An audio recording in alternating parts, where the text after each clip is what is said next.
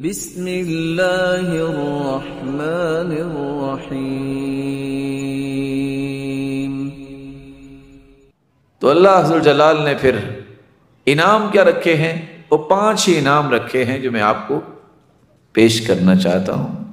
سب سے پہلا انعام الخیریہ، مانے یا نہ مانے، نہ ماننے والے تو اللہ کو بھی نہیں مانتے، کافر۔ نہ ماننے والوں نے تو سید المرسلین کو بھی نہیں مانا، کافروں نے۔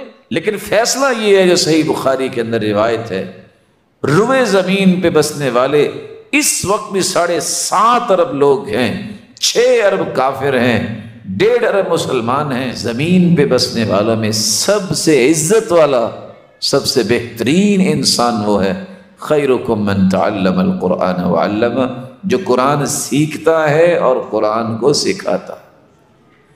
آج کسی چودھری کے ساتھ کسی کی بات ہو جائے تو کہتا ہے میرے جیسا ہے ہی کوئی نہیں، کیونکہ میرے لنکس ہے۔ ایک وہ ہے جس کو اللہ عز و جلال نے اپنا خاص الخاص بنا لیا۔ ان للہ اہلین، اللہ کے خوش خاص بندے ہیں۔ قیل من ہم یا رسول اللہ، کہ اللہ کے پیارے پیغمبر وہ کون سی ہستیاں ہیں جو آپ کے خاص لوگ ہیں، جو اللہ والے ہیں وہ کون ہیں؟ جواب سنیے گا، اہل اللہ، اہل القرآن ہم اہل اللہ وخاصۃ، جن کا قرآن سے تعلق ہے یہ اللہ والے ہیں اور اللہ کے خاص الخاص۔ دعائیں کرنے والوں کو اتنا نہیں ملتا جتنا قرآن پڑھنے والوں کو اللہ بغیر دعا کے عطا کر دیتے۔ ایک تیسرا انعام بھی ہے الشفاعہ، یہ آپ کی سفارش کرے گا۔ صرف دنیا کا بہترین انسان نہیں، اللہ کا خاص الخاص بندہ ہی نہیں انسان بنتا، دنیا کے اندر بھی، قبر میں بھی، حشر میں بھی عزت دلانے کا سبب بنے گا۔ اب 30 آیتیں ہیں سورۃ الملک کی، میں تو حیران ہوں، اتنی بڑی نعمت، وہ اتنی بڑی نعمت۔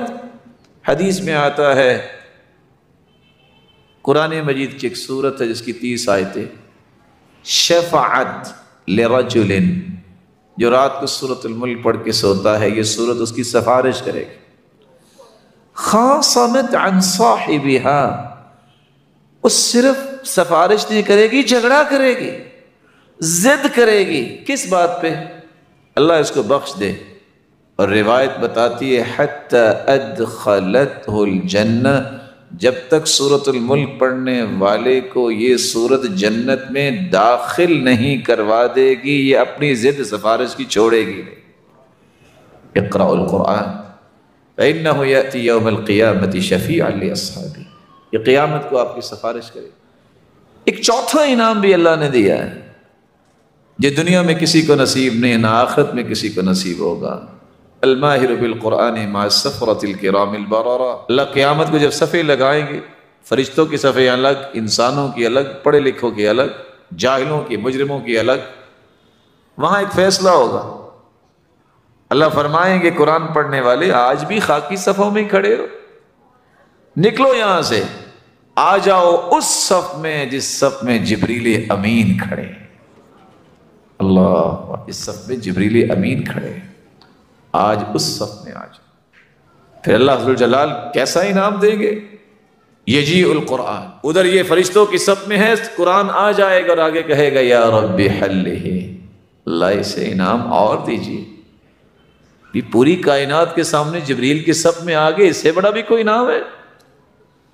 نوریوں کی صف میں آ گیا، قرآن کی سفارش پہ اللہ اسے پھر ایک جنتی لباس پہنائیں گے، خلعت فاخرہ۔ قرآن پھر کہے گا یا رب زدہ، اللہ اور عطا کیجیے۔ یلبس تاج الکرامہ، اس کے سر پہ عزت اور کرامت کا تاج پہنایا جائے گا، سورج کی روشنی سے بھی زیادہ اس کی چمک ہوگی۔ قرآن پھر کہے گا یا رب ارض عنہ، اللہ اس سے راضی بھی ہو جائیے۔ تو یہ راضی ہونے کی تو باتیں ہو رہی، اللہ فرمائیں گے میں راضی ہو گیا ہوں اس سے۔ ساتھ ہی اعلان ہوگا اللہ کی رضا جو ہے وہ کس انداز سے پیش کی جائے گی۔ یقال لصاحب القرآن، یہ 5واں انعام ہے، الرفعہ المثالیہ، مثالی بلندی ملے گی۔ کیسی؟ یقال لصاحب القرآن اقرأ وارتقِ ورتل كما كنت ترتل في الدنيا فإن منزلتك عند آخر آية تقرأها۔ وہ قاری قرآن، دنیا میں تم قرآن پڑھتے تھے، ممبر پہ بیٹھ کے بلند جگہ پہ قرآن پڑھ کے نیچے اتراتے تھے، سننے والے ہوتے تھے بہت تھوڑے۔ میرے بندے آج بھی قرآن خوبصورت انداز سے پڑھو، فرق یہ ہے پڑھتے جاؤ، جنت کی سیڑھیاں چڑھتے جاؤ، جہاں من الجنت والناس آئے گی وہاں تیرا مقام ہو۔ اللہ تعالیٰ سے دعا ہے اللہ تعالیٰ ان پانچوں انعامات کا ہم سب کو، ہماری اولادوں کو بھی مستحق بنائے۔